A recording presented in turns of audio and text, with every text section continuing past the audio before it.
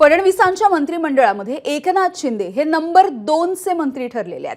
शिंदेंकडे नगरविकास, गृहनिर्माण, सार्वजनिक बांधकाम अशा पद्धतीची सगळी खाती गेलेली आहेत। एमएमआरडीए, सिडको, एमएसआरडीसी या खात्यांवरती सुद्धा किंवा या विभागांवरती सुद्धा आता शिंदेंचाच ताबा असेल। राज्यामधल्या सर्व स्थानिक स्वराज्य संस्थांचा निधी सुद्धा शिंदेंच्याच हाती असेल। तर अजित पवारांकडे काय आहे? अजित पवारांकडे तिजोरीच्या चाव्या आहेत, पण खर्चाचे सगळे अधिकार हे शिंदेंकडे आहेत। गृहनिर्माण खातं सुद्धा मिळवल्यामुळे शिंदेंचं दबाव तंत्र हे यशस्वी ठरलंय अशी चर्चा सध्या होती आहे। आणि याविषयी बोलूयात। रविकिरण देशमुख राजकीय विश्लेषक आपल्यासोबत आहेत। रविकिरण सर, ज्या वेळेला निकाल लागला त्यानंतर मंत्रिमंडळाचं विस्तार झाला, खाते वाटप झालं, या सगळ्यामध्ये आपण एकनाथ शिंदे यांची एकूणच नाराजी असेल किंवा त्यांची वागण्याची पद्धत असेल हे सगळं आपण बघितलंय। आणि आता अखेरीस आपल्याला हे दिसतं की एकनाथ शिंदे हे नंबर 2चे ठरलेले आहेत मुख्यमंत्र्यांच्या नंतरचे, कारण अनेक खाती जी आहेत ती त्यांच्या पारड्यामध्ये पडलेली आहेत आणि दबाव तंत्र राखण्यामध्ये ते कुठेतरी यशस्वी झाल्याचं दिसतंय।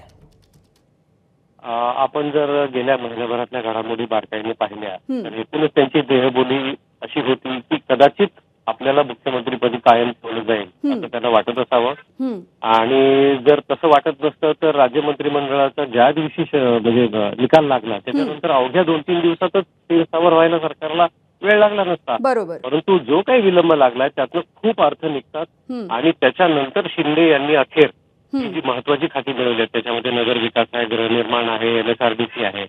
तर आपण पाहिलं की राज्यामधल्या नागरीकरणाचा वेग आणि नागरीकरण जे आहे ते 50% पोहोचत आहे। म्हणजे 50% लोकसंख्येच्या जीवनावर परिणाम करणारा हा विभाग आहे।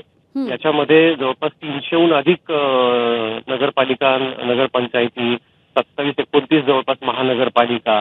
तर हा प्रचंड विस्तार आहे आणि कदाचित त्यामुळेच की काय त्यांनी तो आग्रह धरलेला दिसून येतो की ग्रह नसेल तर मला नगरविकास मिळायलाच हवा। त्यांचा राजकीय पक्ष स्वतंत्र आहे, कदाचित त्याचाही विचार त्यांनी केला असेल।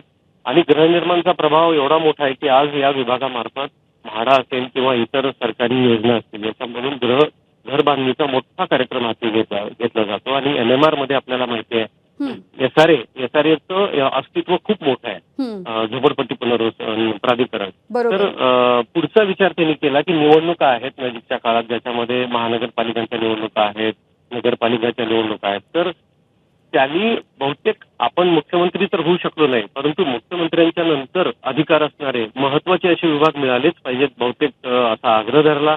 त्याच्यामुळेच आज तब्बल 1 महिनाभराने खाते वाटप जाहीर होत आहे।